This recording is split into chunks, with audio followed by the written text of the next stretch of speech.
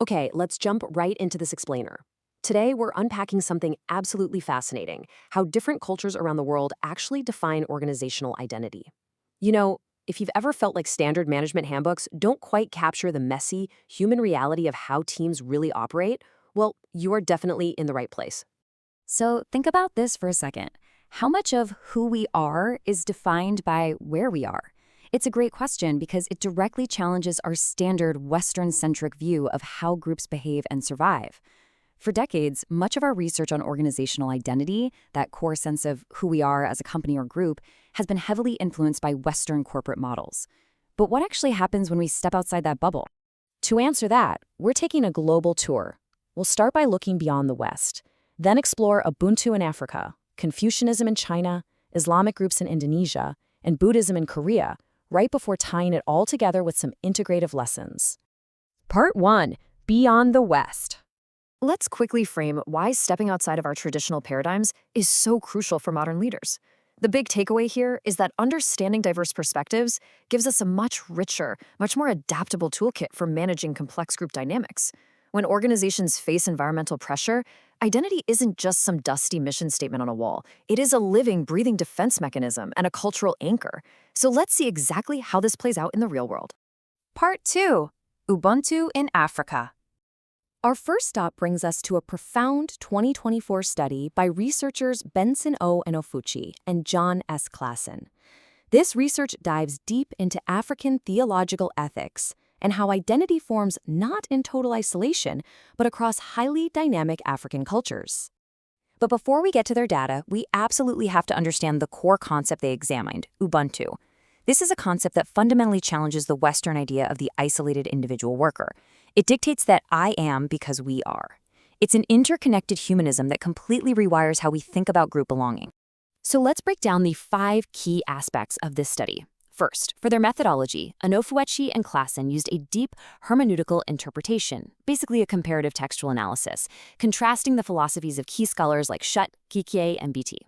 Second, their major finding was that Ubuntu actually acts as the dynamic nexus for modern identity development across present-day Africa. Now third, there is a limitation to consider. The study primarily relies on theological and philosophical literature rather than direct corporate data. But fourth, this limitation actually expands our understanding by proving identity is a continuous, interconnected developmental process, not just a static label you're handed. You develop it together. And fifth, looking ahead, they suggest future research should take these exact hermeneutical principles of Ubuntu and apply them to shifting modern organizational landscapes. Part 3. Confucianism in China. Next, we're traveling to China to examine how ancient ethics influence modern civil servants. We'll be looking at a fascinating 2020 study by Xiaojun Liu. In the West, we generally look to HR policies or financial incentives to drive work engagement. But Liu's research asks a completely different question. What if ancient philosophy is actually the invisible engine driving modern psychological presence at work? Let's hit the 5 key points for Liu's study. First, the methodology.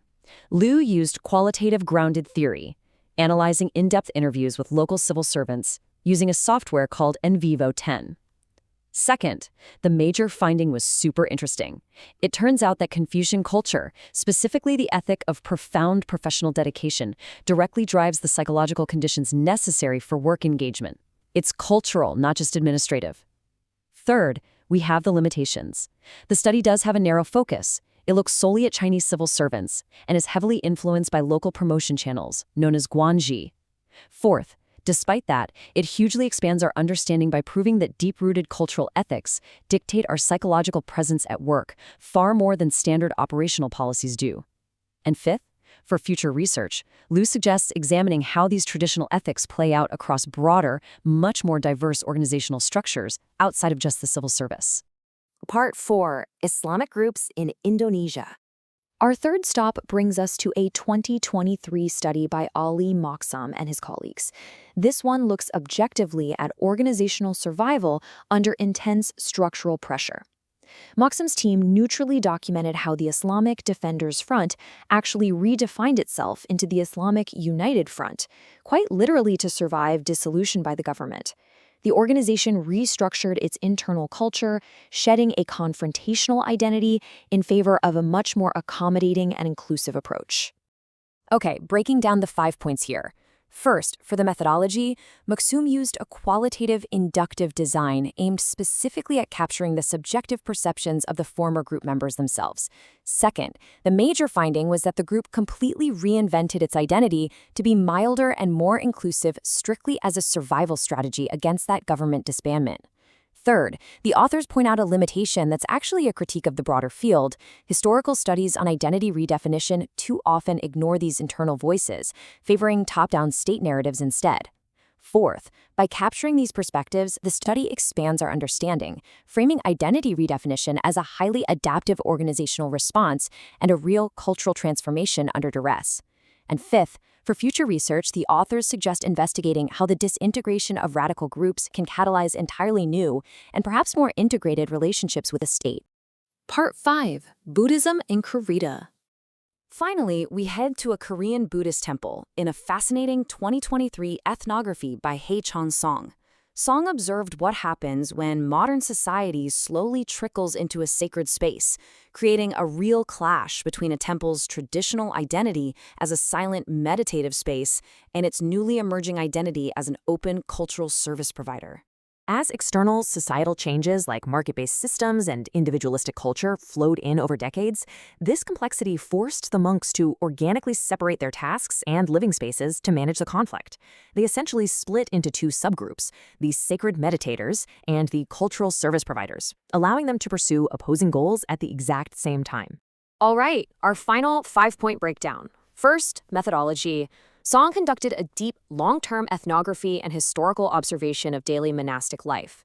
Second, the major finding was that this identity conflict organically resulted in the formation of two distinct subgroups pursuing entirely opposing goals simultaneously. Third, there's a limitation. The study is set in a highly unconventional context, notably lacking a charismatic leader or CEO dictating the changes. But fourth, that actually expands our understanding perfectly. It demonstrates that macro-environmental changes can directly trigger and resolve internal identity conflicts entirely without proactive leadership intervention. People just adapt on the ground. And fifth, for future research, Song proposes utilizing ethnohistory, which combines historical analysis with deep ethnographical studies to better capture these long-term societal effects. Part 6. Integrative Lessons Learned. Let's take a step back and synthesize what all these non-Western perspectives teach us. It becomes incredibly clear that organizational identity is far from a one-size-fits-all Western standard. From Africa and Ubuntu, we learn that identity is a developmental, interconnected nexus. From China and Confucianism, we see that the engine of a workforce is often powered by deep cultural ethics, not just modern management techniques. From Indonesia, we observe that identity is a highly flexible strategic tool deployed for sheer organizational survival. And from Korea, we learn that organizations can organically manage internal conflict through separation, even without a boss telling them to do it. Together, these studies prove that identity adapts, roots itself in tradition, and shifts gracefully to survive. So, I want to leave you with this final thought. How might changing your cultural lens completely revolutionize the way you lead and understand your own team?